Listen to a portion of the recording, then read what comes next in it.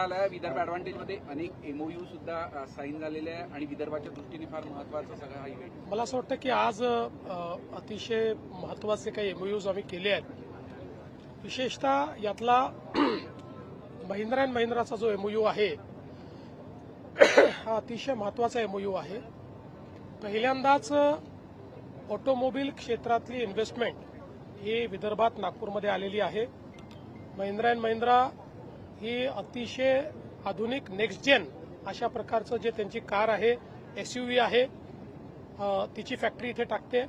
ही integrated factory असेल ज्यातनं EV cars, next gen cars आणि त्यासोबत ट्रॅक्टर्स अशा दोन्ही गोष्टी असतील.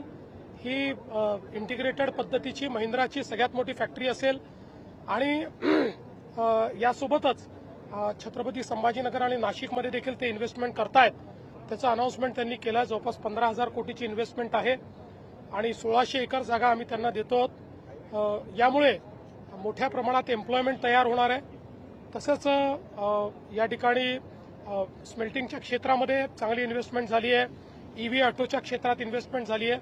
मोठ्या प्रमाणात गुंतवणूक ही आज या कार्यक्रमाच्या माध्यमातून नागपूर आणि विदर्भात आलेली आहे. रोजगार निर्मितीसाठी किती मोठा फायदा आहे महिंद्राचा विचार केला तर जवळपास 10,000 लोकांना रोजगार मिळेल.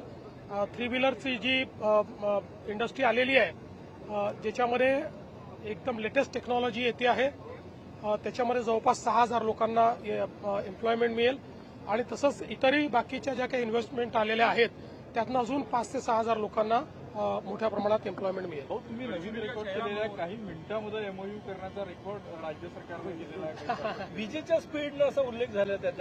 चांगली गोष्ट आहे. काय झालं की आमच्याकडे त्यांच्याशी चर्चा केल्यानंतर लगेच चर्चा पूर्ण करून आणि एमओयू पर्यंत नेण्याचं काम आमच्या इंडस्ट्री विभागाने केलं आहे. हे एक नवीन रेकॉर्ड आम्ही केला आहे. सुनील तटकरे यांनी खंत व्यक्त केली की सातत्याने पराभवाबद्दल मला जबाबदार धरण्यात येतं. त्याच दरम्यान शिवसेनेचे रामदास कदम यांनी त्यांच्यावर आरोप केला. अजित पवार गेल्यानंतर सुनील तटकरे यांनी गलिच्छ राजकारण केलं. शरद पवार यांना शह देण्यासाठी तटकरे यांनी वहिनींना शपथ घ्यायला लावली. मला असं वाटतं की या संदर्भात जो काही वादविवाद होतोय हा अतिशय निरर्थक अशा प्रकारचा आहे, अतिशय चुकीच्या अशा प्रकारचा आहे. प्रत्येक व्यक्ती केवळ स्वतःचं राजकारण याच्यात कसं पाहता येईल हा प्रयत्न करतोय, हे अतिशय चुकीचं आहे.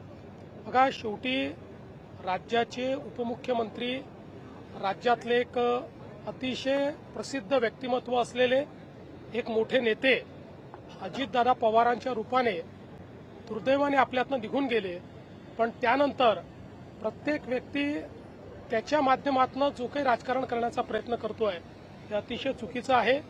अशा प्रकारचं खालचं राजकारण बंद झालं पाहिजे.